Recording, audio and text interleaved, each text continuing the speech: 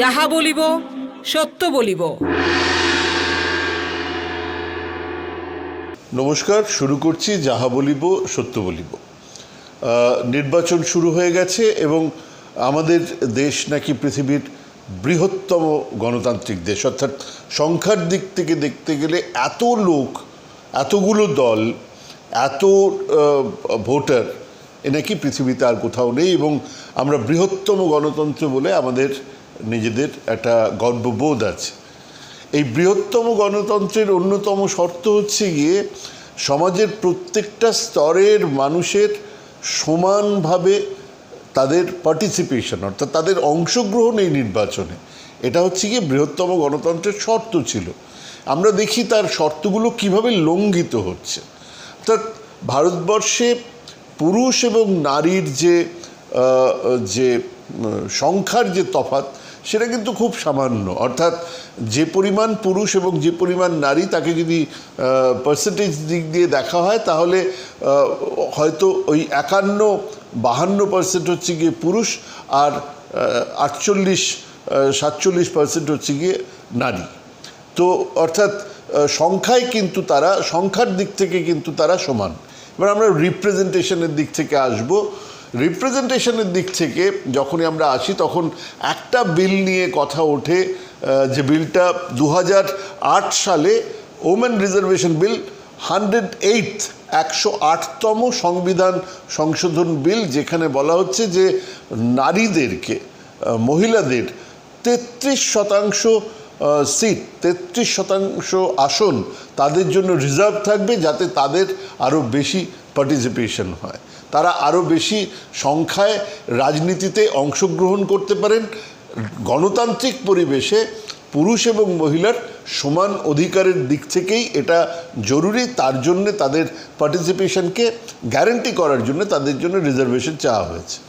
এই রিজার্ভেশন চাওয়ার পরে বিভিন্ন দলের বিভিন্ন মতামত, এ সমর্থন করে ও বিরোধিতা করে, এ সমর্থন করে ও বিরোধিতা করে, করতে করতে 2010-এর মার্চে রাজ্যসভায় এই বিলটাকে পাশ করে দেয়। কিন্তু লোকসভায় গরিষ্ঠাংশ দলের আপত্তির জন্যে এই বিল চলে গেছে ঠান্ডা ঘরে। এবং তারপরে এই যে গত 5 বছর যেখানে প্রায় ব্রুট মেজরিটি নিয়ে আমাদের বিজেপি সরকার চললো এই 5 বছর, তারা কিন্তু এই বিলকে আনার কোনো চেষ্টা আনেননি এবং তার ফলাফল এই বিল এখনো পর্যন্তই ঠান্ডা ঘরে পড়ছে। এবার দেখা যাক পশ্চিমবঙ্গের দিক থেকে, আমাদের জায়গায়, আমাদের রাজ্যে এই মহিলাদের পার্টিসিপেশনটা কোন জায়গায় পড়ে আছে, যেখানে একজন মহিলা মুখ্যমন্ত্রী। টিএমসি এই দল এবারে 42টা আসনের মধ্যে 17টা আসন মহিলাদের দিয়েছেন। অর্থাৎ আমরা যে 33% রিজার্ভেশনের কথা বলছিলাম, সেখানে উনি 40%-এর ওপরে টিএমসি, তৃণমূল দল কিন্তু মহিলাদের জায়গা দিয়েছে। আমরা জানি জায়গাগুলো, তবু একবার বলে দিই: আরামবাগ, বীরভূম, বালুরঘাট, মালদা নর্থ, কৃষ্ণনগর, রানাঘাট, বনগাঁ, বারাসত, বসিরহাট, জয়নগর, যাদবপুর, কলকাতা সাউথ, উলুবেড়িয়া, হুগলি, ঝাড়গ্রাম, বর্ধমান এবং আসানসোল, এই 17টা আসনে কিন্তু টিএমসি এবারে তারা হচ্ছে গিয়ে মহিলা ক্যান্ডিডেট দিয়েছে। অর্থাৎ 40% মহিলা আসন দেওয়া হয়েছে। এবারে আমরা অন্য দলগুলো দেখি। বিজেপি ঘাটাল, হুগলি, জঙ্গিপুর, মালদা সাউথ এবং রায়গঞ্জ, এই 5টা জায়গায় তারা আসনে তারা মহিলা ক্যান্ডিডেট দিয়েছেন। এবং সেখানে দেখা যাচ্ছে যে 12% মাত্র, গোটা 42টার মধ্যে 12% তারা মহিলাদের আসন দিয়েছেন। কংগ্রেস আরামবাগ, বারাসাত, কুচবিহার, হাওড়া, কলকাতা, রায়গঞ্জ, রানাঘাট, উলুবেড়িয়া, এই কটা আসনে তারা দিয়েছেন। তারা 19% আসনে তারা মহিলাদের আসন দিয়েছেন। সিপিআইএম এবং লেফট তারা ব্যারাকপুর, ঝাড়গ্রাম, কলকাতা সাউথ, কলকাতা উত্তর, কলকাতা দক্ষিণ, কলকাতা উত্তর, রানাঘাট, উলুবেড়িয়া, আলিপুরদুয়ার, এই কটা আসনে তারা দিয়েছেন। এবং তারা 16% মাত্র আসনে নারী বা মহিলাদের তারা জায়গা দিয়েছেন। অর্থাৎ এই যে গণতন্ত্রের প্রথম শর্ত যে সমাজের প্রত্যেকটা শ্রেণী, প্রত্যেকটা ভাগ, প্রত্যেকটা জায়গা থেকে উঠে আসা মানুষদেরকে সমান ভাগে প্রতিনিধিত্ব করতে দিতে হবে, অর্থাৎ তাদের প্রতিনিধি থাকতে হবে, তার ব্যবস্থা করে দিতে হবে। তার ব্যবস্থায় দেখা গেল যে আমাদের রাজ্যেও কিন্তু, যেটাকে কোট আনকোট খুব প্রগতিশীল রাজ্য বলা হয়, 34 বছর বাম শাসন, বাম মনোভাবাপন্ন মানুষ স্বাধীনতার পর থেকে এখানে বেশি, বাম আন্দোলনের ধারা একটা বিরাট ঐতিহ্য, কিন্তু শেষমেশ দেখা গেল এখানেও কিন্তু এখনও পর্যন্ত মহিলাদের আসন দেওয়ার ক্ষেত্রে অধিকাংশ দলই পিছিয়ে আছে, পিছিয়ে পড়ে আছে। আমরা এবারে একটা অন্য জায়গায় যাব, সেটা আরও গুরুত্বপূর্ণ এবং সেটা আরও দরকারি। মহিলাদের ভোটের ক্ষেত্রে আমরা দেখছি যে মহিলা ভোট উবে যাচ্ছে, অর্থাৎ মহিলাদের মহিলা ভোটাররা কোথায় গেলেন তার খোঁজ পাওয়া যাচ্ছে না। এটা একটা অদ্ভুত ব্যাপার হয়ে দাঁড়িয়েছে। 2011 সেন্সাস অনুযায়ী, সেই সেন্সাসটার যদি প্রজেকশন দেখা যায়, অর্থাৎ 11 সালে যা ছিল বৃদ্ধির হারটাকে যদি আমরা দেখি, তাহলে 2019-এ 97.2% হচ্ছে গিয়ে 18 বছর এবং তার বেশি মহিলা ভোটার রয়েছেন। গোটা মহিলাদের মধ্যে যে আমরা যদি দেখি, তাহলে প্রজেকশনটা হচ্ছে গিয়ে যে 97.2 হচ্ছে গিয়ে আমাদের সেন্সাসে রয়েছে। ইলেকটোরাল রোল অর্থাৎ ভোটার লিস্টে কতজনের নাম রয়েছে, সেখানে দেখা যাচ্ছে 92.7 জনের নাম রয়েছে। অর্থাৎ এখানে মিসিং ভোট, অর্থাৎ আমাদের জনসংখ্যা মহিলাদের এবং মহিলাদের জনসংখ্যার থেকে ভোটার লিস্টে যত মহিলা আছেন সেটাকে যদি বাদ দেওয়া যায়, তাহলে দেখা যাচ্ছে প্রায় 4.5% ভোটার, মহিলা ভোটার নেই, অর্থাৎ তাদের ভোট ইলেকটোরাল রোলেই আনা হয়নি। 4.5% শুনতে খুব কম লাগছে। আমরা এবার কোটিতে হিসেবটা দেখি। 45.10, অর্থাৎ 45 কোটিরও বেশি রয়েছে মহিলা সংখ্যা। এটা হচ্ছে গিয়ে সেন্সাস, এটা হচ্ছে গিয়ে জনগণনা বলছে 45 কোটির বেশি সংখ্যা রয়েছে আমাদের দেশে মহিলা।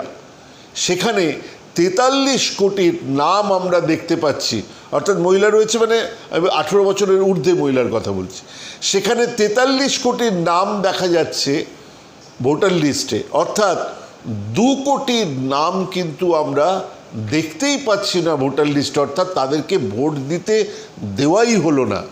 এই 2 কোটিটা যদি আমরা হিসেব করি যে প্রতিটা 543টা কনস্টিটিউয়েন্সি, 543টা আসনে যদি আমরা এই ভাগটা দেখি, তাহলে দেখব 38,000 মহিলার ভোট প্রতিটা কনস্টিটিউয়েন্সি থেকে গায়েব হয়ে গেছে। অর্থাৎ সারা দেশের প্রত্যেকটা কনস্টিটিউয়েন্সিতে যে ভোটে হেরে যায় বা সিট জেতাহারা হয় বেশিরভাগ ক্ষেত্রে, সেই ভোট কিন্তু গায়েব। অর্থাৎ সেই মহিলাদের ভোটাধিকার, ভোটে দাঁড়ানো ছেড়ে দিন, ভোটাধিকারই নেই, এটা হচ্ছে গিয়ে আমরা খুঁজে পাচ্ছি। তার মধ্যে সবচেয়ে বেশি কোথায়? উত্তরপ্রদেশে 68 লক্ষ, ওখানে হচ্ছে গিয়ে মহিলাদের ভোটার লিস্টে নাম নেই। মহারাষ্ট্র 23 লক্ষ লোকের নাম নেই। রাজস্থান 12 লক্ষ লোকের নাম নেই। কেরালা, যেখানে সাক্ষরতার হার 100%, সেখানে 12 লক্ষ লোকের মহিলার হচ্ছে গিয়ে ভোটার লিস্টে নাম নেই। দিল্লি, আমাদের ক্যাপিটাল, আমাদের রাজধানী, সেখানে 10 লক্ষ মহিলার ভোটার লিস্টে নাম নেই। ওয়েস্ট বেঙ্গল 7 লক্ষ মহিলার ভোটার লিস্টের নাম নেই।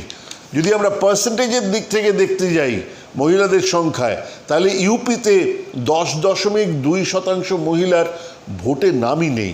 রাজস্থানে সেটা 5.4, দিল্লিতে সেটা 16.9, 10 লক্ষ, দিল্লি ছোট্ট, 10 লক্ষ মহিলার ভোটার লিস্টে নাম নেই, which is 16.9% of the women voter, সেখানে নাম নেই। কেরালায় 9.1% ভোট। ওয়েস্ট বেঙ্গলে সেই পার্সেন্টেজটা কম, 2.1, তবুও মাথায় রাখতে হবে যে 7 লক্ষ মহিলার ভোটার লিস্টে নাম নেই। এবারে যদি আমরা ক্যান্ডিডেট দেখি যে কতজনকে ক্যান্ডিডেট করা হয়, 52 থেকে 77 পর্যন্ত ক্যান্ডিডেট যত হয়েছিল তার মধ্যে 97% পুরুষ এবং 3% কেবলমাত্র মহিলা ক্যান্ডিডেট করার জন্য। জেতার হার এগুলো পরের ব্যাপার। 77 থেকে 2002 সেখানে 96% পুরুষ, 4% মহিলা। 2002 থেকে এই পর্যন্ত মানে আজকে পর্যন্ত 93% পুরুষ ক্যান্ডিডেট এবং 7% মহিলা ক্যান্ডিডেট। স্ট্রাইক রেট অর্থাৎ কতজন মহিলা দাঁড়ালে কতজন জিতেছেন, পুরুষরা কতজন জিতেছেন। মহিলাদের 52 থেকে 77 পর্যন্ত পুরুষদের স্ট্রাইক রেট 25%, অর্থাৎ যত দাঁড়িয়েছে তার 25% জিতেছে। মহিলাদের 46%, অর্থাৎ এত কম দাঁড়িয়েছে তার মধ্যে থেকেও তারা জিতেছেন। 77-এ 8% পুরুষদের স্ট্রাইক, অনেক বেশি ক্যান্ডিডেট দাঁড়িয়েছে, 8%। মহিলাদের কিন্তু তখনও বেশি, 14%। 2002 থেকে এখন পর্যন্ত 7% হচ্ছে গিয়ে পুরুষদের স্ট্রাইক রেট, ওয়ারাজ মহিলাদের স্ট্রাইক রেট কিন্তু 10%। অর্থাৎ মহিলারা ভোটে দাঁড়ালে হারে যদি শতাংশের হিসেবে দেখা যায় তাহলে বেশি শতাংশ তারা জিতছেন। এমপি কতজন, 52 থেকে 77 পর্যন্ত পার্লামেন্টের আমাদের যে 543 জন, তার মধ্যে 95% ছিলেন হচ্ছে গিয়ে পুরুষ, 5% মহিলা। 77 থেকে 2002 93% হচ্ছে পুরুষ, 7% হচ্ছে মহিলা। 2002 থেকে এখন পর্যন্ত 2019 পর্যন্ত 90% হচ্ছে পুরুষ আর মাত্র 10% হচ্ছে মহিলা। মহিলাদের পার্টিসিপেশন, গণতন্ত্র অর্ধেক আকাশ। সমস্ত রাজনৈতিক দলগুলো মহিলাদের এগিয়ে নিয়ে যাবার কথা বলে, অথচ গণতন্ত্রে যেখানে সমান পার্টিসিপেশন হওয়া উচিত সেখানে পার্টিসিপেশনের অবস্থা দেখলেই বোঝা যায় যে এই গণতন্ত্র, বৃহত্তম গণতন্ত্রটা কতদূর হাস্যকর অবস্থায় নিজেদেরকে নিয়ে গেছে। ইন্ডিয়ার র্যাঙ্কটা একবার দেখে নেওয়া যাক যে মহিলাদের এই যে পার্টিসিপেশন ইন ডেমোক্রেসি, সেখানে 177টা দেশের মধ্যে 1998-এ তাদের র্যাঙ্ক ছিল 95, অর্থাৎ 177-এর মধ্যে 95। 2008-এ 188টা দেশের মধ্যে কমে দাঁড়িয়েছে 144। 2018-এ 193টা দেশের মধ্যে মাত্র 146 নম্বরে দাঁড়িয়ে আছে আমাদের মহিলাদের পার্টিসিপেশন। অর্থাৎ আমরা যে কথা আজকে আলোচনা করছিলাম, 2019-এ যখন ভোট হচ্ছে, এই ভোটের আগে আমাদেরকে বুঝে নিতে হচ্ছে যে গণতান্ত্রিক ব্যবস্থার যদি এটাই সবচেয়ে বড় অঙ্গ হয় নির্বাচন, তাহলে সেই নির্বাচনে দেশের অধিকাংশ মানে অর্ধেক আকাশ যাকে বলে, অর্ধেক জনসংখ্যার পার্টিসিপেশন কিন্তু সেই অর্থে নেই, সেই অর্থে সেখানে অ্যাবসেন্ট। এই গণতন্ত্র কতখানি সঠিক, এই গণতন্ত্র কতখানি নিরপেক্ষ, এই গণতন্ত্র কতখানি পূর্ণ অবয়ব পেয়েছে তার বিচার আপনাদের হাতে ছেড়ে দিলাম। আজকে শেষ করছি। যাহা বলিব সত্য বলিব। আগামী দিন আবার অন্য বিষয় নিয়ে। সাবস্ক্রাইব করুন এবং বেল বাটন প্রেস করুন, তাহলে আমাদের অনুষ্ঠানগুলোর নোটিফিকেশন আপনাদের কাছে আসতে থাকবে। নমস্কার। যাহা বলিব সত্য বলিব।